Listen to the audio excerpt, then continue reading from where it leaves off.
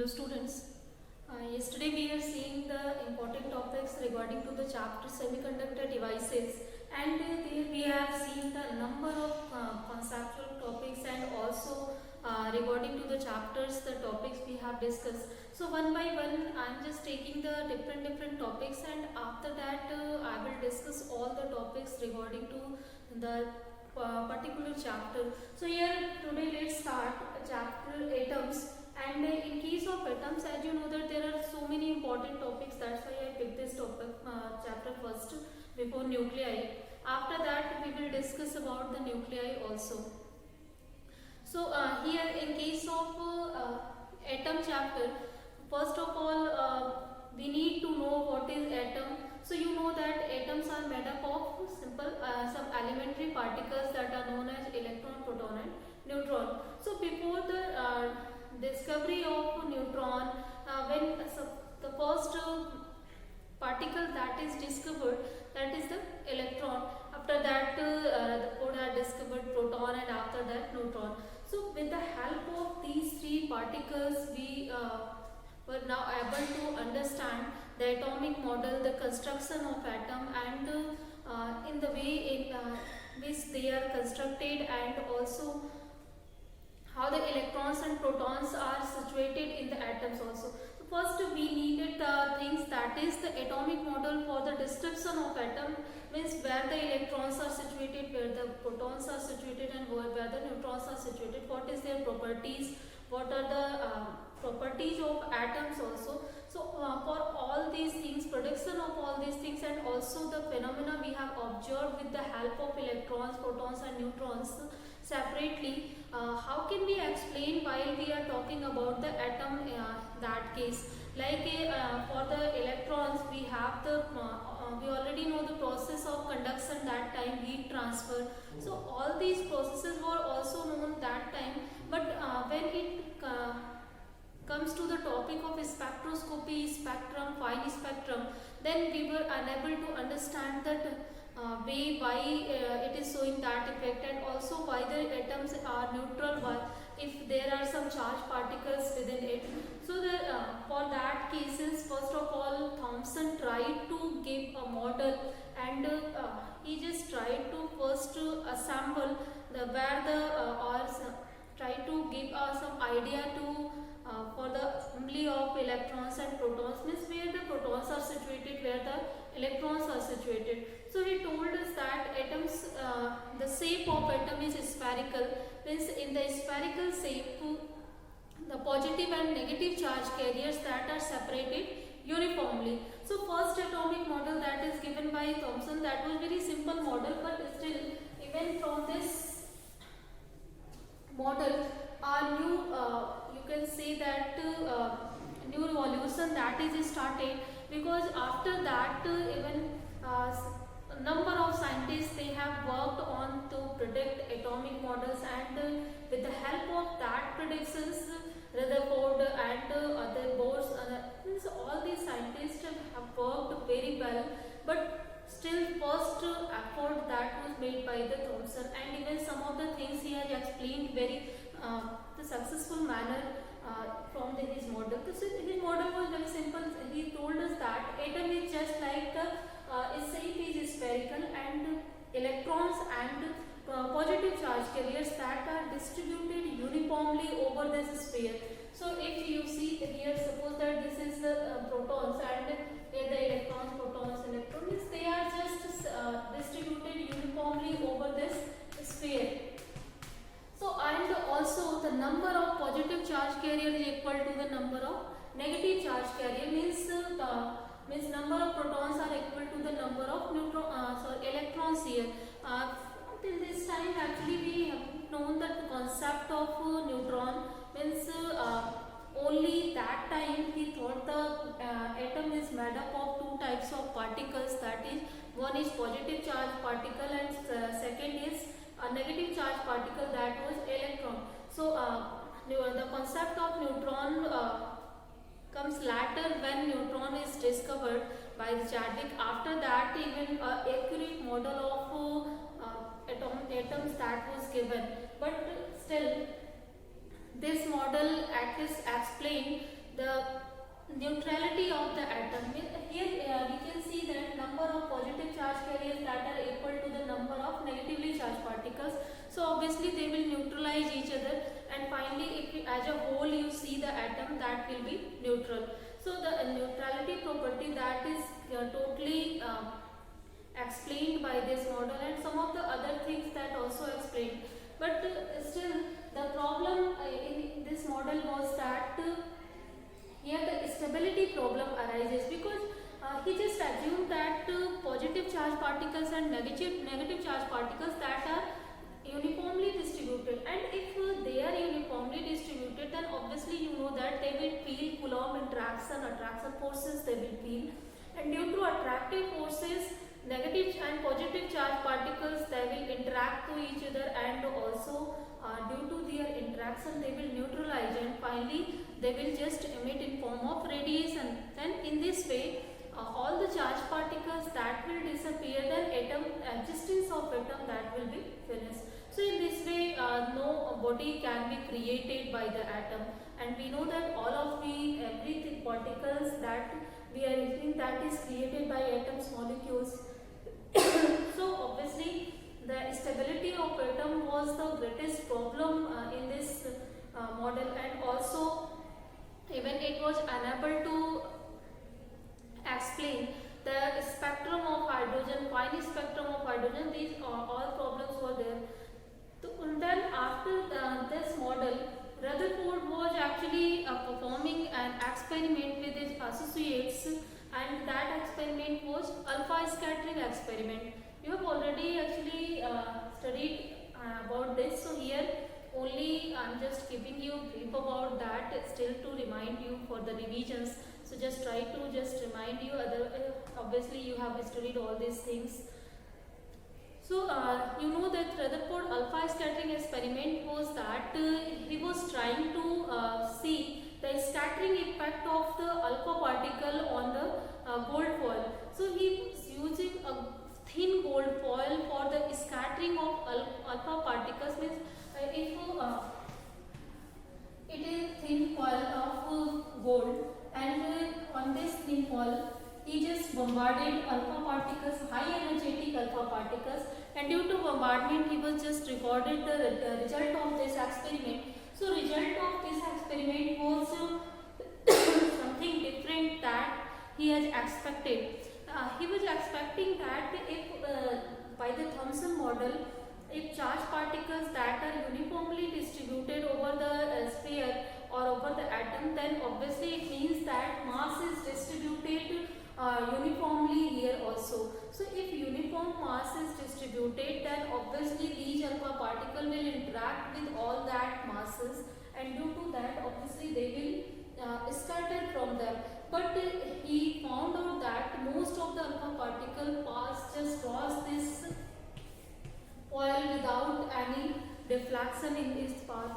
Means most of the alpha particle cross this junction. So with the help of it, he was able to give a result that was the most of the part of atom is empty. Obviously, if it is empty, then alpha particle will pass through it without any interaction, and only some of the alpha particles that are reflected back to its path, means they will feel repulsion. Obviously they if they will return to its path, then obviously they will feel repulsion due to it. So the case was that, means the alpha particle, you know that are positively charged helium nuclei, and obviously they will feel repulsion if somewhere positive charge is concentrated. Otherwise as the charge of alpha particle that is greater, then they will not be repelled by it in a greater way. So in this way he has just concluded that the positive charge particles are concentrated in a very tiny space, and also very few scattering that is occurred. It means that a few masses that are concentrated in some space of the nuclei. So with the help of actually result of this alpha scattering experiment, he was able to give a new type of atomic model model, and that atomic model, even you can say that that is more successful model than the Thomson, and with the help of that model Bohr corrected it, and even this he was able to now explain the spectrum of hydrogen and other so many properties of atom actually that was explained by it very easily. So I think alpha scattering experiment that is already clear to you, there is no confusion. The result of alpha scattering experiment was very important because with the help of it Rutherford just gave a concept of nucleus. Means in atom he has said that in atom there is a very tiny space, very small space in which most of the mass of the atom is concentrated. And you know that already the mass of proton that is much greater than the mass of electron, that is nearly 10 power 4 times greater than the mass of electron. So obviously most of the mass that is concentrated in that positive particles, and he told us that in that tiny space positive charge particles means protons are concentrated and electrons are revolving around the nucleus. Due to that means around the that teeny space in circular orbits, clear? And he called that teeny space in which most of the mass of atom is concentrated, that is nucleus. So from here new physics also just started, that is the nuclei or nuclear physics, and he is called the father of the nuclear physics, you know already that. So after the discovery of a nucleus, it was very easy to explain so many properties of atom. Like now the atomic model that was given by the Rutherford, that is there is a nucleus and in which positive charge particles or protons that are concentrated in it, and outside the nucleus there are circular orbits in which electrons are revolving, and number of protons and number of electrons that are equal. It means that atom is as a whole that is electrically neutral.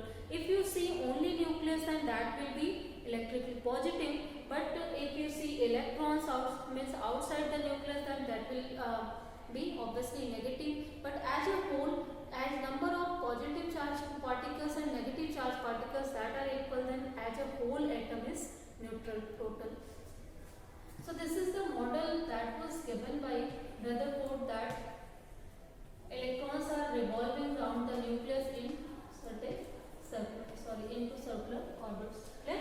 So these are the electrons and these are the holes that are inside the nucleus and these are the outside it. Clear? I think there is no confusion in that.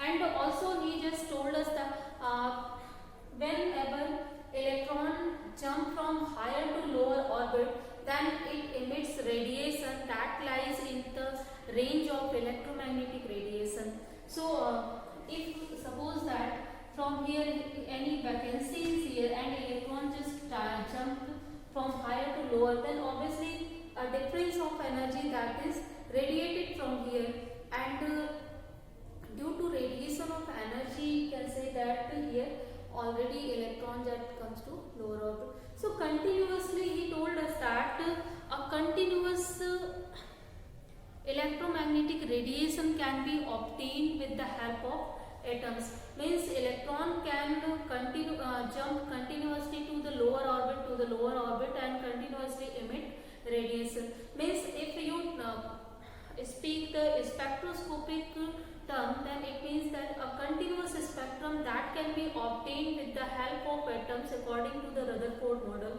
And actually this was encouraged, and when Bohr thus corrected it, and after that we just we see that here the line spectrum is obtained, a discrete spectrum is obtained, not a continuous spectrum is obtained with the help of any atom.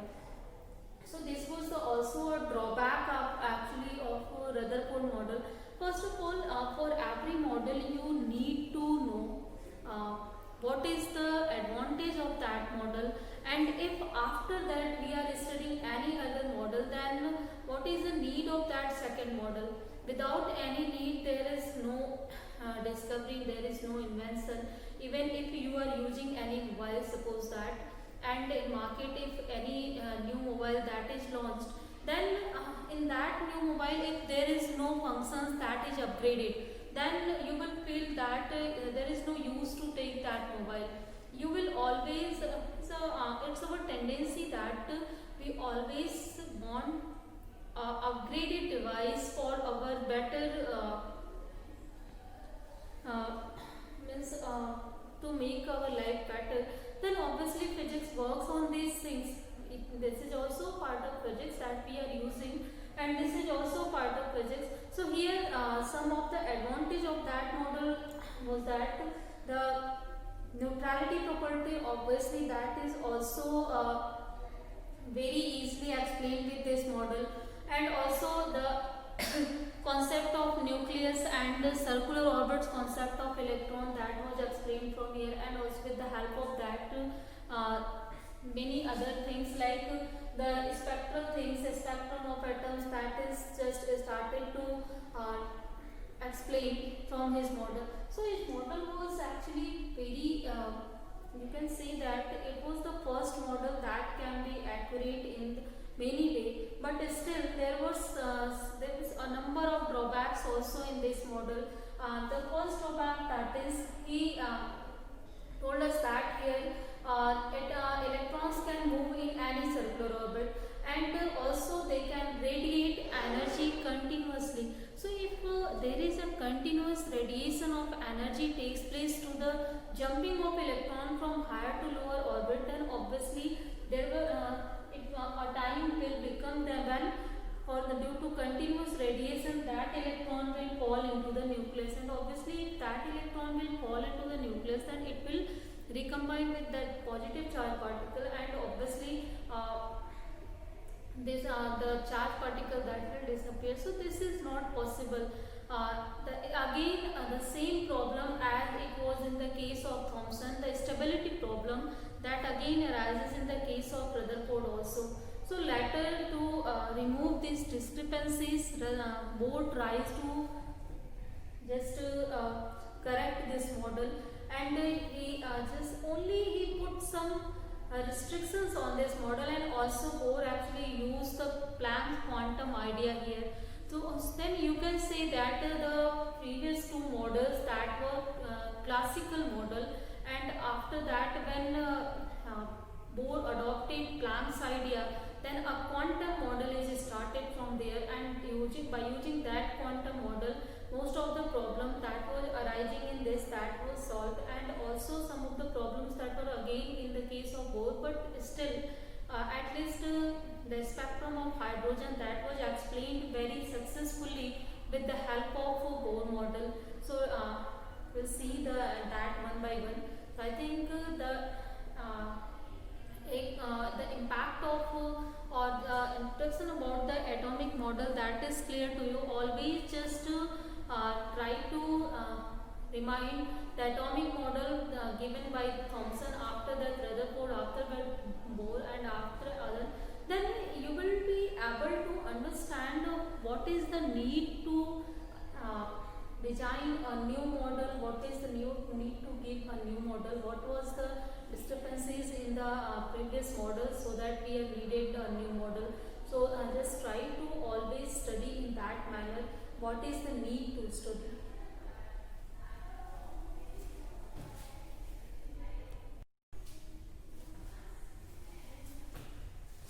So the next model that was predicted by the Bohr, and according to him, a simple prediction or a restriction that was put on the Rutherford model. He also adopted the concept of Rutherford, that in atom there is a tiny space that is called nucleus, and in that particular neutron and protons that were concentrated, and also around 8 to electrons are revolving in circular orbits. But he denied the fact that electrons are revolving in every circular orbit. No, he just told us that electrons are not revolving in every circular orbit. He means electrons revolve in certain circular orbits only, and that certain circular orbits are known as stationary orbit. So electron cannot revolve in every possible circular orbits, only they will revolve in that orbit for which a condition is satisfied. So the condition that is given by the board, that is the angular momentum of the orbit that should be equal to, or angular momentum of the particle that is executing a circular motion round the nucleus, that should be always equal to the integral multiple of h upon 2 pi, where h is the Planck constant. So if this condition is satisfying for any circular orbit, then electron will revolve in that circular orbit, otherwise it will not revolve. And also this, the number of n that can be only integers, means 1 2 3 4 5 and so on. So if you put the number n equal to 1, means the first electron that will revolve in that circular orbit for which the angular momentum for the particular circular orbit, that is equal to h upon 2 pi. And if you talk about the second circular orbit, then electron will revolve in second circular orbit for which the angular momentum that will be equal to 2h upon 2 pi. Means it will revolve only in certain orbits, will not revolve in every possible orbit. So what is the advantage of this? With the help of it, now there is a separation between the circular orbits and also separation between the nucleus and the circular orbits. With the help of it, the problem that was arising in the to describe the, or to explain the stability of atoms, that was removed from here. Because if suppose that if electron is continuously radiating its energy from here to here. Later we just gave a concept for the radiation also, but still just only think about that, how the stability problem can be this removed from here. If continuously suppose that continuous radiation of energy takes place and the electron is continuously jumping from higher to lower orbits. So if it will come to the lower orbit, then still it will only come to this orbit, and there is a gap between nucleus and this orbit, and for this gap it will feel some attractive forces, but still that attractive forces that will not be that strong so that it will fall into the nucleus. So the reason for means if it will not fall into the nucleus, then obviously the nucleus or the particles that will not be destroyed, and the stability of the atom that will be continued. So the stability problem that is just removed from here only by the concept of stationary orbits, by the condition that is imposed on it. So he used Planck's idea, and this is also known as Planck's constant. From here, quantum, you can see that the quantum mechanics is just entered in the field of atomic physics also, and with the help of it, now this n is known as principal quantum number, and it is given to the every circular orbit. So first circular orbit is categorized by n is equal to 1, second is n equal to 2, and the third is n equal to 3. And for that, how many number of electrons can take place that position, you know already that by the electronic configurations easily. So you can see that with the help of atomic model, we now we are able to know in any atom in which circular orbit how many electrons can be filled, and if they are filled like in half filled, they are full filled, and also with the help of principle like the Pauli exclusion principle and Apow principle, means all the Ormond's law, you are using all these things for the electronic configurations, and with the help of electronic configuration, now you are able to understand the concept of valence electron, and the concept of valence electron helps us to understand the concept of conduction, or you can say that if you are talking about the process of electricity or spectroscopy or chemical changes, chemical reactions, in all the process only the valence electron that takes part. So that concept of valence electron given by with the help concept of that valence electron is given by the help of simple this Bohr model easily. From here this we have adopted just the number concept of the number of this circular orbits or principal quantum number. So I think the region of the successful region to this that is clear to you. With the help of it, now we are able to just configure the atoms very easily. Now we are able to know what is the energy of electron that is revolving around the nucleus, what is the velocity of electron. Even with the help of Bohr model, we can easily calculate what is the velocity of electron that is revolving around the nucleus within any stationary orbit, and what is the radius of that stationary orbit, we can calculate that also. What is the energy of electron that is possessing by it, what is kinetic energy, what is potential energy, what is total energy, we can calculate it easily. What is the frequency of electron. So all these concept was easily explained by it. And even if electron is making transition from higher to lower energy state, then you know that radiation that is emitted from here, he just gave the energy formula for the energy of that radiation. So the next first concept of the Bohr that was here, electron will revolve only certain circular orbits, and for that orbits the angular momentum of the electron that will be equal to always integral multiple of h upon 2 pi. And the second factor is that when an electron makes transition from higher to lower energy state, then in that case an energy is emitted, and that energy is equal to h nu, and it is also equal to the energy difference between the higher energy state and lower energy state. Obviously he just put an restriction between for any two circular orbits. Obviously there will be some difference in between that two circular orbits. If you can see here the difference, when you will see that, then obviously there will be some energy difference. Higher the level, higher will be the energy, lower the level, lower will be the energy. Then obviously if electron is revolving in this higher orbit, then it will make if it is making transition to the lower orbit, then obviously to stay in this lower orbit he needs low energy, not high energy. Then obviously rest of the energy he will emit it will emit in the form of radiation. So here the electromagnetic radiation that is obtained with the help of the transition from higher to lower energy state, and that electromagnetic radiation has the energy h nu.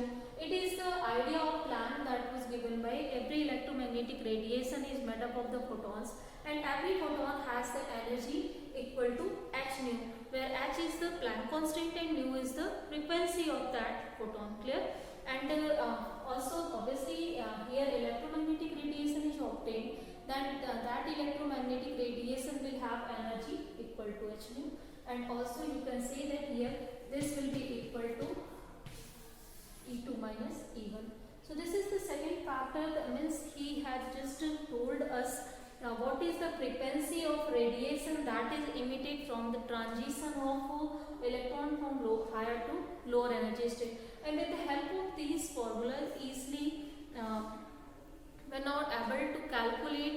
Obviously I have just told you that with the help of Bohr model we can calculate easily radii, and what is the radius of the this circular orbit, what is the velocity of electron that is revolving, what is energy that is possessing, all these factors we can calculate, and even we have calculated that while we were discussing the chapter. So here we will not again calculate it, you can easily calculate it, and this is the mathematical calculation, so there is no need to again explain it, guys. So I think the atomic model, the concept of atomic model, that is clear to you. Here we are just discussing the important topics, and also not the numerical things, not the repetitive things, only the conceptual problem, the concept things I just want to make you clear again. So I think the atomic model, concept of atomic model, that is totally clear to you. You can never forget it again. Try to always study it from starting. Again, start it always from Thomson. After that, try to think about the Rutherford. Try to think about the Bohr model. Clear? With the help of it, you will be able to understand it easily. So, if this is clear to you, then in next class we will see the spectroscopic terms and also the spectrum of hydrogen and spectrum of X-ray, spectrum of atoms. We will see all that things in next class. So here I think guys there is no confusion in the keys of atomic model. So let's end the class here. In next classes we will see the cases that I just told you. So let's end it here. Thank you.